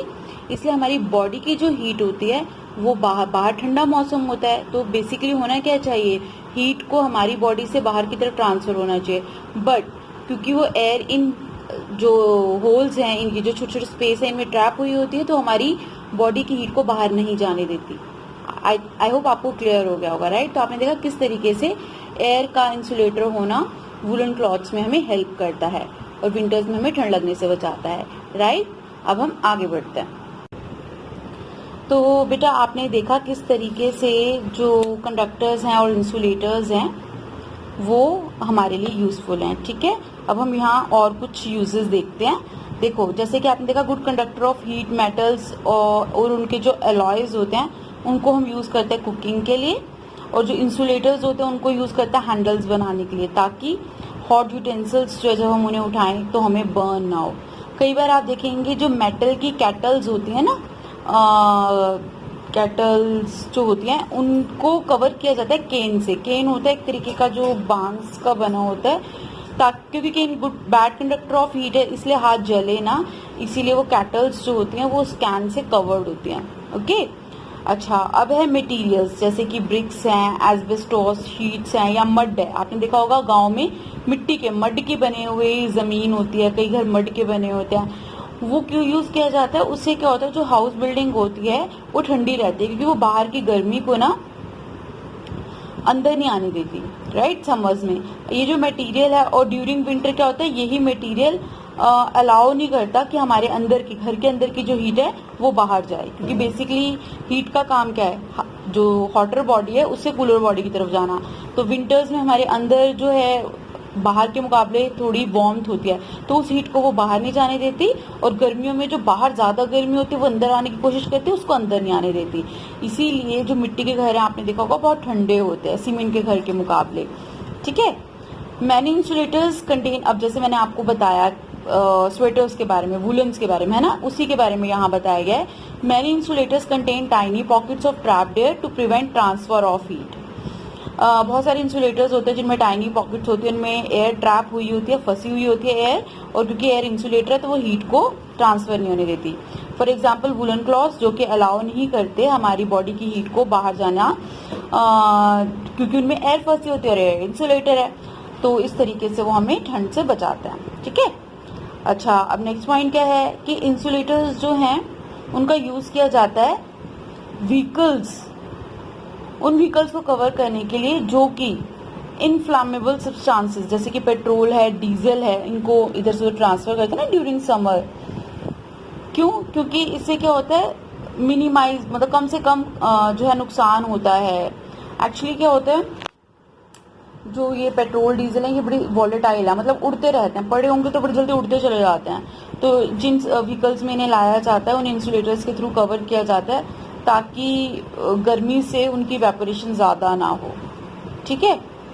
सो एंड और ऑब्वियस सी बात है, अगर ज़्यादा वो हीट के कांटेक्ट में आए और ज़्यादा इवेपोरेशन हुई तो आग लगने का भी इनमें खतरा रहता है, ठीक है ना। तो इसीलिए जो गाड़ियाँ जिन्होंने ट्रांसफ़र किया जाता है उनमें इंसुलेटर्स लगे रहते हैं। ओके, लास्ट पॉइंट क्या है, इंसुलेटर्स हैं, जैसे कि बैकेलाइट, मैंने भी आपको वो हैंडल दिखाया, वो जो बैकेलाइट का था। तो ये इंसुलेटर्स जो है बैकेलाइट, एबोनाइट, ड्राईवुड, इनको यूज़ किया जाता है इलेक्ट्रिक आयन या कुकवेयर जिनमें हम खाना बनाते हैं उनके हैंडल्स के लिए, क्योंकि वो इंसुलेटर हैं, ठीक है। सो बेटा आपको आई होप कंडक्शन जो है वो अच्छी तरह से क्लियर हो गई है। अब हम बात करेंगे कन्वेक्शन की, right. The transfer of heat due to movement of the molecules of the medium is called convection. क्या मतलब समझ आया, यहाँ भी तो हीट ट्रांसफर हो रही है ना, मगर यहाँ क्या है special point, movement of the molecule, molecules move कर रहे हैं मीडियम के, इसीलिए इसे कन्वेक्शन कहा गया है, ठीक है। लास्ट जो हमने टॉपिक पढ़ा था कंडक्शन का, उसमें क्या था, उसमें तो मॉलिक्यूल्स मूव नहीं कर रहे थे, है ना। उसमें तो क्या हो रहा था, हॉटर बॉडी से कोल्डर बॉडी की तरफ हीट ट्रांसफर हो रही थी, राइट। और ऐसा ज़्यादातर सॉलिड बॉडीज में होता है। सो आई होप बेटा आपको कंडक्शन अच्छी तरह से क्लियर हो गया है, right. So now we are going to discuss about second topic, that is convection. जो convection है इसमें transfer of heat हो रही है सेम, मगर कैसे हो रही है, movement of the molecules के जरिए, right, that is convection. अब आप देखिए पानी है, पानी को हम गर्म करते हैं तो क्या होता है, जो पानी के मॉलिक्यूल्स हैं वो मूव करते हैं। तो वो जो सबसे नीचे के मॉलिक्यूल्स होते हैं पहले वो गर्म होते हैं, वो गर्म हो जाते हैं तो हल्के हो जाते हैं, ऊपर जाते हैं, फिर उनके नीचे वाला जाता है, वो गर्म होते हैं, फिर वो ऊपर जाते हैं, ऐसे प्रोसेस चलता है। Got it, right. आप देख सकते हैं इस एक्टिविटी में, यहाँ पर हमारे पास ये फ्लास्क है, इसमें हमने पानी रखा है और पानी के अंदर एक केमिकल रखा है, पोटेशियम परमैंगनेट। वो जो पोटेशियम परमैंगनेट होता है वो पानी में घुलने के बाद पर्पल कलर कर देता है पानी का, ठीक है। नीचे हमने बर्नर लगाया, ये ट्राइपॉड स्टैंड है। अब हम इसे गर्म करेंगे। अब आप देखेंगे जैसे जैसे ये गर्म होगा, ये जो पोटेशियम परमैंगनेट है ये नीचे रखा हुआ है ना हमने, क्योंकि ये गर्म हो रहा है, तो इसके जो मॉलिक्यूल्स होंगे ना वो ऊपर की तरफ जाने शुरू होंगे, वो हमें दिखाई देंगे क्योंकि वो क्या है, पर्पल कलर के, राइट। तो ऊपर जाएंगे और नीचे वाटर के मॉलिक्यूल आ जाएंगे, वो गर्म होंगे, फिर ऐसे करके ये प्रोसेस चलती रहेगी कि नीचे की लेयर गर्म होगी, ऊपर चली जाएगी हल्की होकर, फिर दूसरी जो लेयर नीचे आई है वो गर्म होगी, वो ऊपर जाएगी, ऐसे ऐसे करके सीरीज बनती रहेगी। आप इसे कुछ इस तरीके से समझ सकते हैं। मान लीजिए ये 4 मॉलिक्यूल्स हैं, पहले ये वाला गर्म हो गया, ये ऊपर चला गया, इसकी जगह किसने ले ली, इसने ले ली, ठीक है। ये गर्म हो गया, फिर ये भी ऊपर चला गया, फिर इसकी जगह किसने ले ली, इसने, क्योंकि इस तरीके से ये साइकिल बन जाता है। तो this process is convection. I hope बेटा आपको ये क्लियर हो गया। और ये बेसिकली किसमें होती है, लिक्विड और गैसेस में। जब लिक्विड और गैसेस गर्म होती हैं, ठीक है, जो हीट है वो उनको एक हिस्से से दूसरी की तरफ ले जाती हैं, ठीक है, क्योंकि हॉट पार्टिकल्स हल्के होकर ऊपर की तरफ मूव करते हैं। ये जो मूवमेंट है पार्टिकल्स की, ये क्यों होती है, टेम्परेचर डिफरेंस के कारण, क्योंकि एक जगह का टेम्परेचर ज्यादा हो गया, एक का गर्म हो गया, राइट, ओनली कम हो गया। ओनली लिक्विड और गैसेस में ही जो है हीट कन्वेक्शन के जरिए ट्रैवल करती है, ठीक है। एयर, हवा जो है ये भी तो इंसुलेटर है, हमने पढ़ा था ना अभी पीछे, हवा भी गुड कंडक्टर नहीं है, यानी इंसुलेटर है। तो बीइंग अ गैस वो भी तो फ्लो करती है और स्प्रेड करती है बड़ी जल्दी जल्दी, और ट्रांसफर करती है हीट कन्वेक्शन के जरिए। कैसे, अभी हम आगे पढ़ने वाले हैं, ठीक है। सॉलिड्स जो है ना बेटा, उनमें कन्वेक्शन के जरिए हीट ट्रांसफर नहीं होती। क्यों, क्योंकि उसके मॉलिक्यूल्स इतने नजदीक होते हैं आपस में कि वो अपनी जगह नहीं छोड़ पाते, इसीलिए उनमें कंडक्शन के जरिए हीट ट्रांसफर होती है, ना कि कन्वेक्शन के जरिए। देखो मैं आपको बताती हूँ, ये है हमारा कोई सॉलिड जिसके मॉलिक्यूल्स आपस में बिल्कुल पास, आप जानते हो, आपने 6 में पढ़ा था ना कि मॉलिक्यूल्स कितने करीब होते हैं सॉलिड्स में, राइट। तो आप ये देख रहे हो 3 लेयर्स हैं और मॉलिक्यूल्स एकदम नजदीक नजदीक है सॉलिड में। अब अगर हम इसको गर्म करेंगे तो ये भाई एक दूसरे से एकदम अटैच हैं, वो कैसे मूव करेंगे, नहीं कर सकते वो मूव, इसीलिए इनमें कंडक्शन के जरिए हीट ट्रांसफर होती थी। पहले ये गर्म हो गया, फिर इसकी बारी आई, फिर इसकी, ऐसे मूवमेंट नहीं होती थी। तो कंडक्शन में मूवमेंट नहीं होती मॉलिक्यूल्स की, ठीक है। लेकिन कन्वेक्शन में क्या होता है, काफी स्पेस होता है कन्वेक्शन में। ये देखो अगर हम इसकी भी लेयर बनाए, ये एक लेयर हो गई, एक ये लेयर हो गई, एक ये लेयर हो गई। अब क्या है, काफी स्पेस है, तो पहले ये गर्म हो गए तो ये ऊपर चले गए, फिर ये नीचे आ गए, फिर ये भी गर्म हो गए, ऊपर चले गए, ये नीचे आ गए, ये साइकिल बन जाती है। तो that is convection. I hope ये आपको अच्छी तरह से क्लियर हो गया। और गैसेज में तो आपको पता है, लिक्विड में तो थोड़ा इतना इतना स्पेस होता है, गैसेज में तो बहुत ही ज्यादा स्पेस होता है, तो उनमें तो ये इजीली हो पाता है, ठीक है। तो आई होप ये आपको क्लियर हो गया। और ये जैसे कि मैंने एक्टिविटी अभी भी आपको समझा दी थी कि इसमें हमारे पास मटेरियल क्या है, फ्लास्क है, कोल्ड वाटर है, पोटेशियम परमैंगनेट है, और हमने इस पानी के अंदर इसको रख दिया है पोटेशियम परमैंगनेट को, और हमने इसको गर्म किया है। तो ये पोटेशियम परमैंगनेट जो है, इसके मॉलिक्यूल जो है अपनी जगह बदल रहे हैं, ऊपर की तरफ जा रहे हैं। जैसे कि ये प्रूफ हो रहा है कि किस तरीके से लिक्विड में मॉलिक्यूल्स जो होते हैं उनकी जो है मूवमेंट के कारण हीट एक जगह से दूसरी जगह ट्रांसफर होती है, और इसको, इसी प्रोसेस को कन्वेक्शन कहते हैं, ठीक है।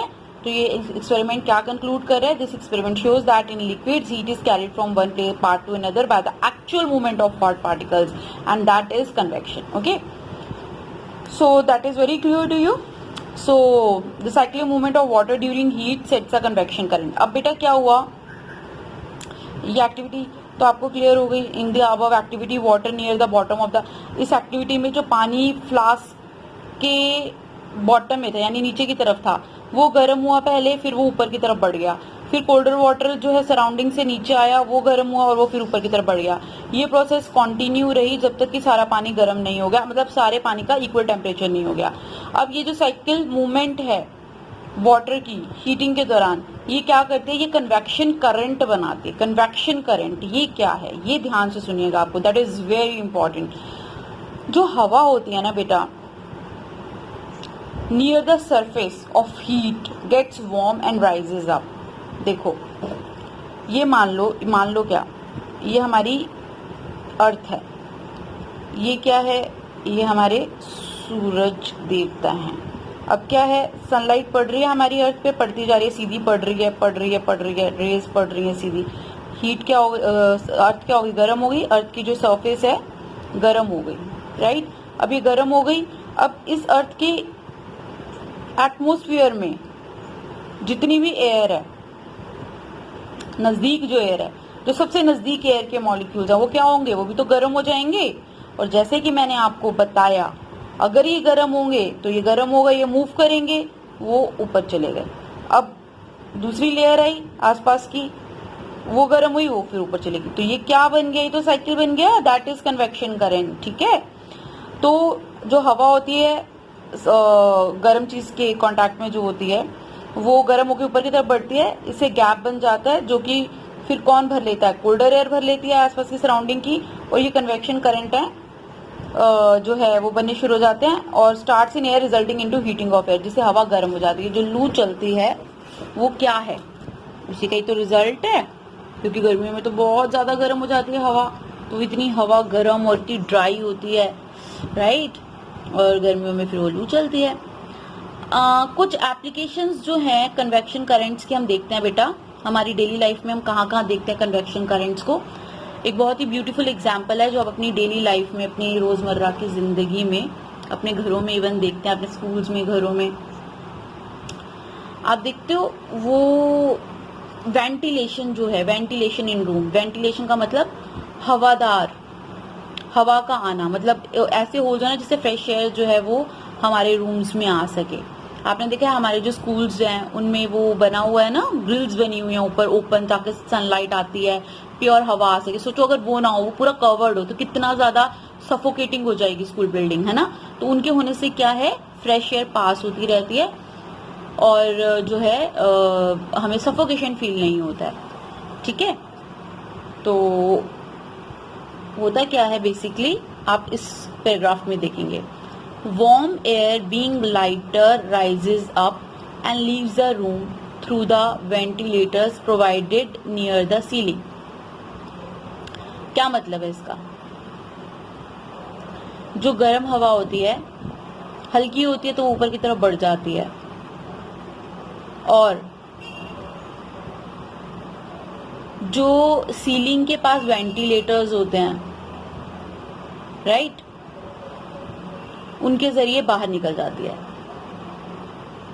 To make up for this, ऐसा होने के लिए कि ऐसा कॉन्टिन्यूसली चलता रहे, फ्रेश एयर जो है बाहर की वो एंटर कर जाए रूम में डोर्स और विंडोज के जरिए, तो जो कन्वेक्शन करंट होते हैं वो हवा में सेट हो जाते हैं, जिससे कि जो रूम की एयर है वो फ्रेश रहती है।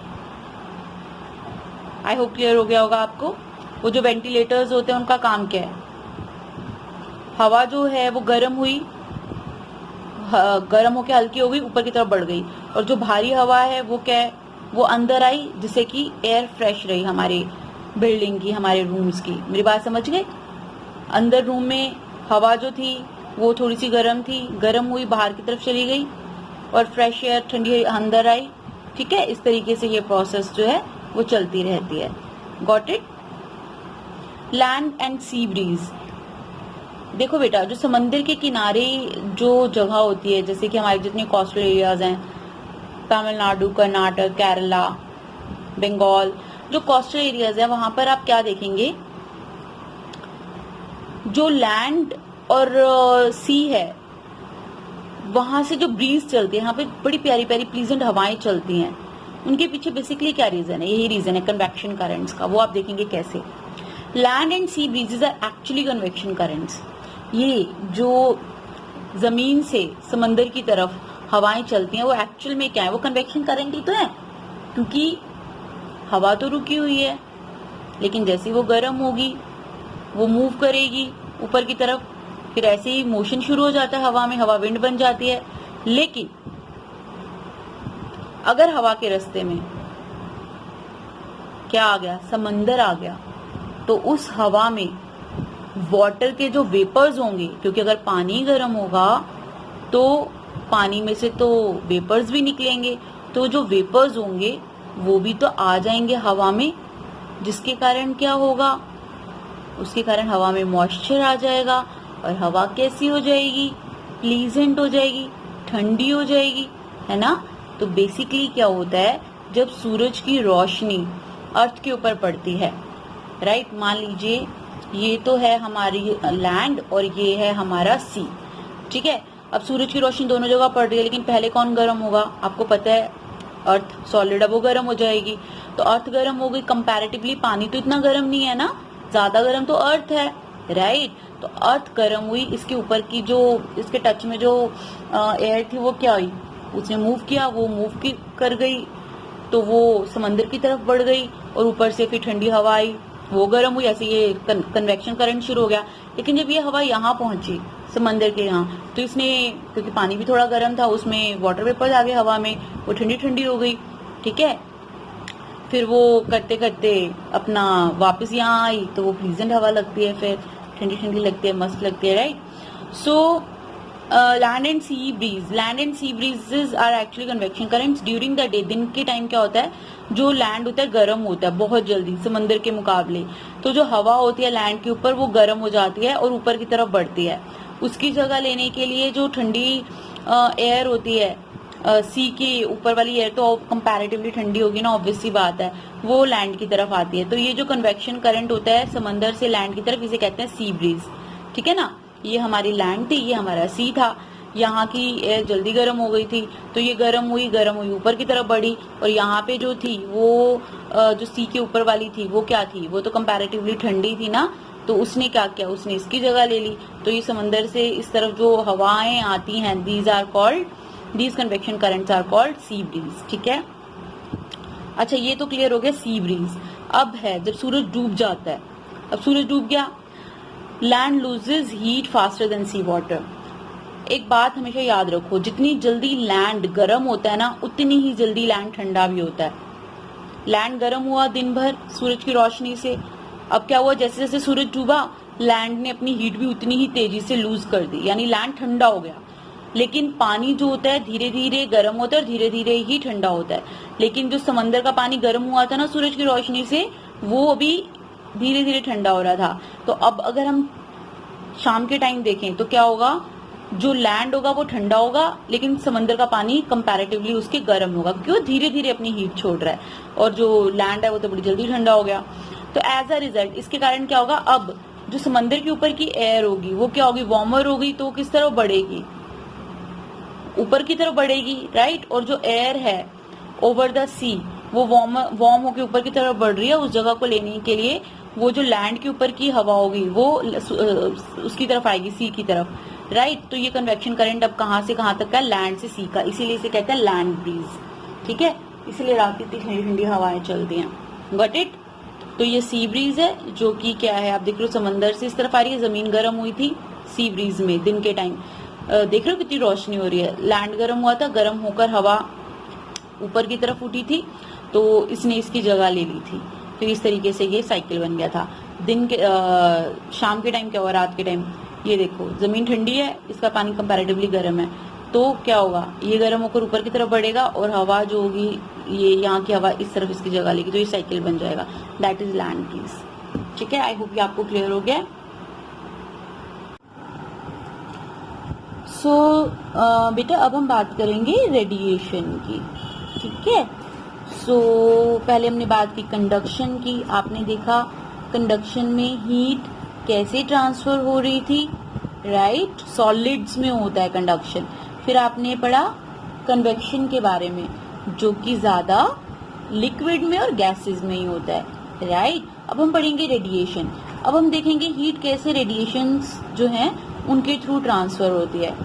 आप यहाँ देख रहे हो, ये फायर जो है, इसमें से जो हीट निकल रही है उसकी वार्मथ लेने के लिए हमने हाथ आगे किए हुए हैं, राइट। तो अब क्या है, आग के अंदर हाथ नहीं है, आग के दूर है, आग से दूर है, फिर भी वार्मथ मिल रही है। कैसे मिल रही है वो हीट, यस, रेडिएशंस के थ्रू, राइट।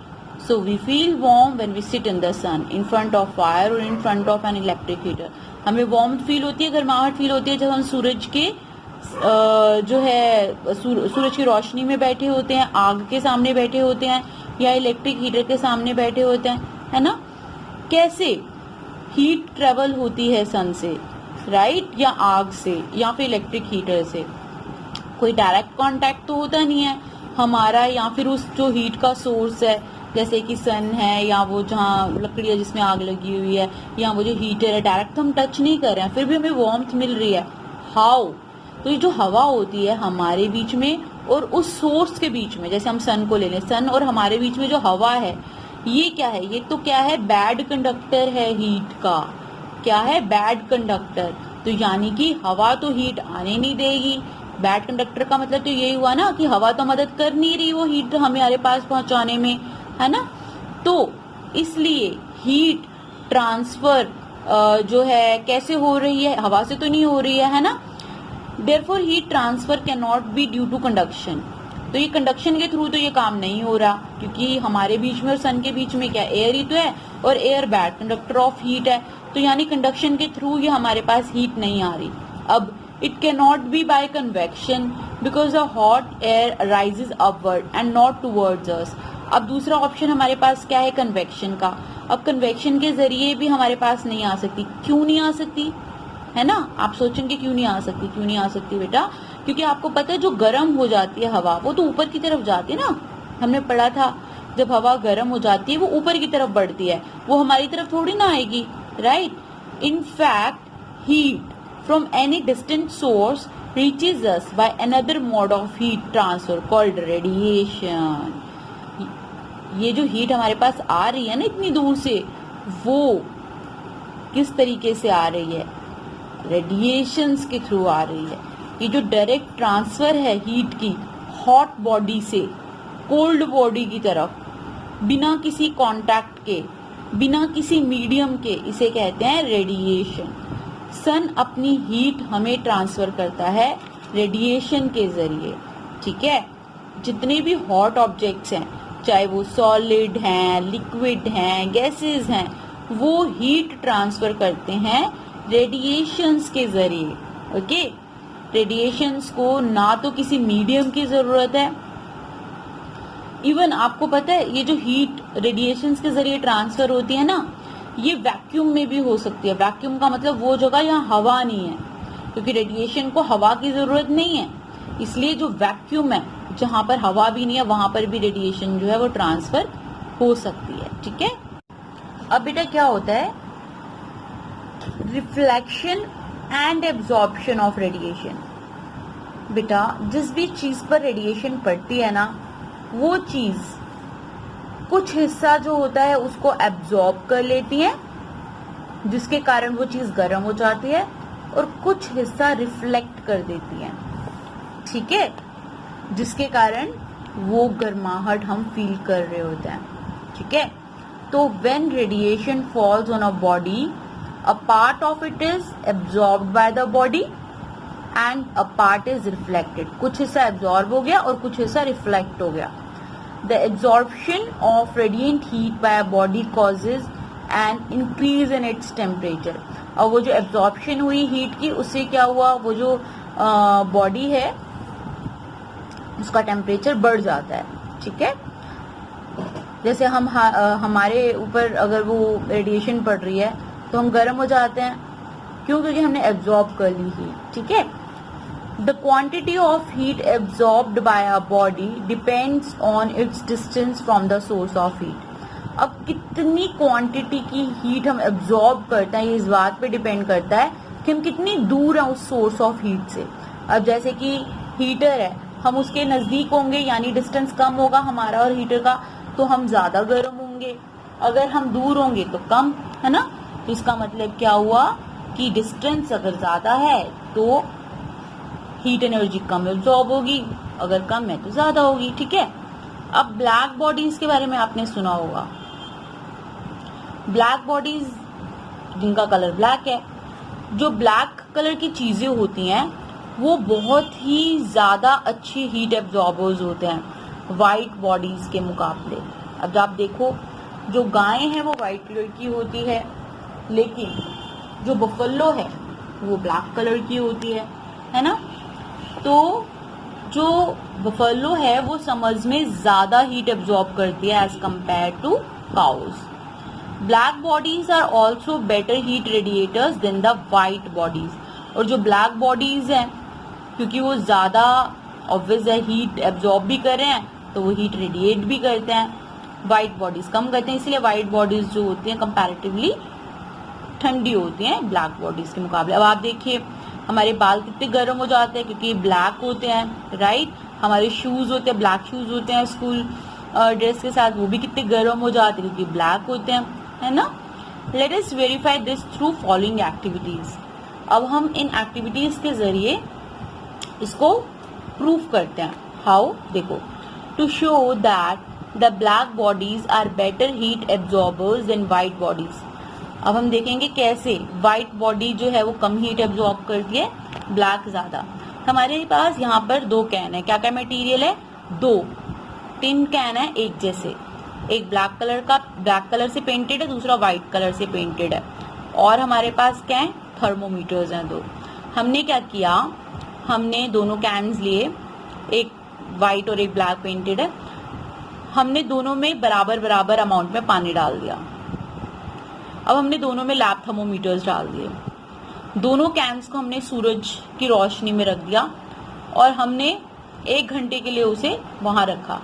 अब हम टेम्परेचर चेक करेंगे दोनों कैन्स का। हमें क्या देखने को मिलेगा कि जो वाटर है ब्लैक कैन में वो वार्म होगा व्हाइट कैन के मुकाबले।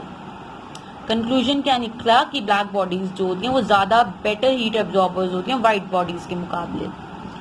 ब्लैक कैन का जो वाटर होगा उसका टेम्परेचर ज्यादा होगा और व्हाइट का कम। यहाँ पे ये रेड लाइन देख रहे हो, ये दिखा रही है टेम्परेचर। ये देखो, इसका टेम्परेचर इतना है और इसका टेम्परेचर इतना, तो इससे ये प्रूफ हो जाता है। ठीक है, now come to the next activity. To show that black bodies are better heat radiators than the white bodies. अब इसमें बेटा हमें ये शो करना है कि जो ब्लैक बॉडीज होती हैं वो बेटर हीट रेडिएटर है, यानी कि वो हीट ज्यादा रेडिएट करती हैं व्हाइट के मुकाबले। तो इसके लिए भी अगेन हमें 2 कैन चाहिए, थर्मोमीटर चाहिए, ठीक है, और ब्लैक एंड व्हाइट पेंट्स। तो हमने अगेन 2 कैन लिए पहले की तरह, दोनों में इक्वल अमाउंट में पानी डाला, गर्म पानी डाला, 70 डिग्री सेल्सियस मान लो हमने पानी ले लिया उसमें, थर्मोमीटर डाला दोनों में, दोनों कैन्स को हमने छाई में रख दिया 1 घंटे के लिए और फिर टेम्परेचर चेक किया। आधे घंटे के लिए रखा हमने और फिर टेम्परेचर चेक किया। क्या देखा, टेम्परेचर जो ब्लैक कैन का था वो कम था व्हाइट वाले से। तो क्या कंक्लूजन निकला कि ब्लैक बॉडीज जो हैं वो हीट भी बड़ी जल्दी ट्रांसफर जो है रेडिएट करती हैं व्हाइट के मुकाबले, तभी तो ब्लैक का टेम्परेचर ज्यादा गिर गया था व्हाइट के मुकाबले, है ना। तो इससे प्रूफ हो गया कि ब्लैक जो बॉडीज होती हैं वो हीट भी जल्दी रेडिएट करती हैं, ठीक है। तो बेटा ये तो थी एक्टिविटीज, ठीक है। अब आप देखिए, so similarly a bright shiny surface is a poor absorber of heat radiation। बेटा जो बहुत ही चमकदार जगह होती है ना वो पुअर एब्जॉर्बर होती है हीट रेडिएशन की, वो हीट रेडिएशंस को बहुत कम एब्जॉर्ब करती है। क्यों? क्योंकि वो तो सारी रेडिएशन जितनी भी उस पर पड़ती है उनको रिफ्लेक्ट कर देती है ना। जैसे कि कोई शीशा है, उस पर जितनी भी हीट पड़ेगी वो तो उसको रिफ्लेक्ट कर देगा, इसीलिए वो ज्यादा गर्मी एब्जॉर्ब नहीं कर पाता, ठीक है। ये देखिए आप, ये रूम हीटर है, ठीक है। अब इसका जो रिफ्लेक्टर है वो पॉलिश्ड है, यानी कि मतलब उसमें मिरर लुक है, right. Electric room heater is provided with a curved polished metal reflector behind the heating element। तो ये जो heating element देख रहे हो ट्यूब जैसा, इसके पीछे का जो मेटल सरफेस आपने देखा होगा अगर रियल लाइफ में भी इसको, तो वो क्या होता है, पॉलिश्ड होता है। तो ये जो पॉलिश्ड सरफेस होता है ये क्या करता है, सारी रेडिएशन को रिफ्लेक्ट बैक कर देता है उस इंसान के ऊपर जो उसके सामने बैठा है, हीटर के सामने। तो जो ठीक है ना, तो उससे ऑब्वियसली हीट ज्यादा किसको फील होगी, जो सामने बैठा है उसको, वो तो एब्जॉर्ब करेगा नहीं, है ना। जो उसका पीछे का जो एरिया है। Inner walls of a thermos flask also have polished reflecting surface so that they absorb little heat and reflect most of it. अगर आपने थर्मस फ्लास्क को कभी अंदर से देखा हो तो अंदर से वो कैसी होती है, मिरर लुक होता है ना उसका, पॉलिश्ड होती है वो। क्यों होती है? इसीलिए कि वो खुद तो हीट कम एब्जॉर्ब करे और सारी रिफ्लेक्ट कर दे, जिससे कि जो उसके अंदर हमने लिक्विड डाला है वो गर्म रह सके, ठीक है। Nowadays many kitchen utensils are made of black color because such utensil absorb more heat and cooking becomes faster। अब आपने देखा होगा किचन में ज्यादातर जो यूटेंसिल्स होते हैं ब्लैक कलर में होते हैं। क्यों? क्योंकि यूटेंसिल्स जो हैं ब्लैक कलर के वो ज्यादा हीट एब्जॉर्ब करते हैं और इससे कुकिंग फास्ट हो जाती है। जैसे आप देखते हो, कभी आपने व्हाइट कलर का तवा देखा है? नहीं, हमेशा ब्लैक कलर का होता है ताकि वो ज्यादा से ज्यादा हीट एब्जॉर्ब कर सके। ओके, अब हम पढ़ेंगे kinds of clothes we wear in summer and winter. गर्मियों में और सर्दियों में हम किस तरीके के कपड़े पहनते हैं। वी वियर वाइट और light coloured clothes during summer. गर्मियों में हम लाइट कलर के कपड़े या वाइट कलर के कपड़े पहनना पसंद करते हैं, मगर डार्क कलर के कपड़े हम विंटर्स में पहनना पसंद करते हैं। दिस इज बिकॉज वाइट और light coloured clothes absorb lesser heat and keep us cool during summer. क्योंकि बेटा क्या होता है कि समर्स में लाइट कलर के कपड़े जो होते हैं वो कम हीट एब्जॉर्ब करते हैं और हमें ठंडा ठंडा फील कराते हैं गर्मियों में, जबकि on the other hand black और dark colour cloth absorb more heat and keep us warm during winter. जबकि ब्लैक और डार्क कलर के कपड़े ज्यादा हीट एब्जॉर्ब करते हैं और हमें सर्दियों में वार्म रखते हैं, ठीक है। We also use woollen cloth during winter, और विंटर में हम वूलन क्लॉथ्स भी यूज करते हैं। पढ़ा है ना हमने फाइबर एंड फैब्रिक चैप्टर में, woollen clothes keep us warm, और हमने पढ़ा था कि किस तरीके से वूलन क्लॉथ्स हमें वार्म रखते हैं। Wool is a poor conductor of heat and it has air trapped between the fibers this air prevents the heat of our body to flow outside. और हमने डिटेल में पढ़ा था वहां पर कि जो वूल होती है वो पुअर कंडक्टर है हीट का, ठीक है। और वो जो इसमें स्पेस होता है उसमें हवा ट्रैप हो जाती है, और हवा भी खुद भी पुअर कंडक्टर है हीट का, इसलिए हमारी बॉडी की हीट बाहर नहीं जा पाती और हमें ठंड लगने से वो बचाती है। डज वी फील वार्म, इसीलिए हम वार्म फील करते हैं। This is also the reason that 2 thin woollen blankets provide more warmth than 1 thick blanket. यही रीजन है कि अगर हम 2 पतले पतले वूलन के ब्लैंकेट्स जो हैं वो ओढ़ते हैं तो हमें ज्यादा गर्माहट महसूस होती है बजाय के एक मोटे ब्लैंकेट के, ठीक है।